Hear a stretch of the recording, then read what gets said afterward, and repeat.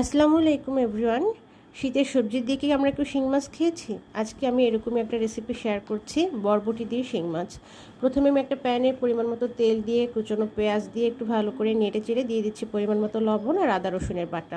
এরপরে এটা একটু কোনো রকম হালকা একটু মজে আসার পরে দিয়ে দিচ্ছি ফালি করে কেটে রাখা আলু আর বরবটি আর আলু দিয়ে আমি এই পর্যায়ে দিয়ে নাড়াচাড়ার কারণ হচ্ছে আলু আর বরবটিটাও ভাজা হবে, পেঁয়াজটাও আলু বরবটির সাথে সফট হয়ে যাবে।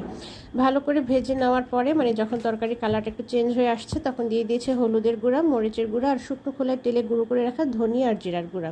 সব মশলা দিয়ে ভালো করে কষানোর পরে আমি দিয়ে দিয়েছি ধুয়ে কেটে রাখা শিং মাছটা দিয়ে আমি দুইবারের মতো কষিয়ে নিয়েছি, কারণ কষানোর উপরেই তরকারির স্বাদটা নির্ভর করে। এরপরে যখন তেলটা ছেড়ে দিয়েছে আমি ঝোলের পানিটা দিয়ে ঢেকে দিয়েছি। পানিটা শুকিয়ে আসার পরে নামিয়ে নিলেই হয়ে যাবে শিং মাছের খুব মজাদার একটা রেসিপি। আসসালামু আলাইকুম এভরিওয়ান। শীতের সবজি দিয়ে কি আমরা একটু শিং মাছ খেয়েছি? আজকে আমি এরকমই একটা রেসিপি শেয়ার করছি, বরবটি দিয়ে শিং মাছ। প্রথমে আমি একটা প্যানে পরিমাণ মতো তেল দিয়ে কুচনো পেঁয়াজ দিয়ে একটু ভালো করে নেড়ে চেড়ে দিয়ে দিচ্ছি পরিমাণ মতো লবণ আর আদা রসুনের বাটা। এরপরে এটা একটু কোনো রকম হালকা একটু মজে আসার পরে দিয়ে দিচ্ছি ফালি করে কেটে রাখা আলু আর বরবটি আর আলু দিয়ে আমি এই পর্যায়ে দিয়ে নাড়াচাড়ার কারণ হচ্ছে আলু আর বরবটিটাও ভাজা হবে, পেঁয়াজটাও আলু বরবটির সাথে সফট হয়ে যাবে।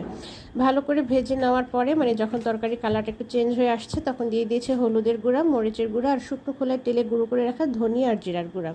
সব মশলা দিয়ে ভালো করে কষানোর পরে আমি দিয়ে দিয়েছি ধুয়ে কেটে রাখা শিং মাছটা দিয়ে আমি দুইবারের মতো কষিয়ে নিয়েছি, কারণ কষানোর উপরেই তরকারির স্বাদটা নির্ভর করে। এরপরে যখন তেলটা ছেড়ে দিয়েছে আমি ঝোলের পানিটা দিয়ে ঢেকে দিয়েছি। পানিটা শুকিয়ে আসার পরে নামিয়ে নিলেই হয়ে যাবে শিং মাছের খুব মজাদার একটা রেসিপি।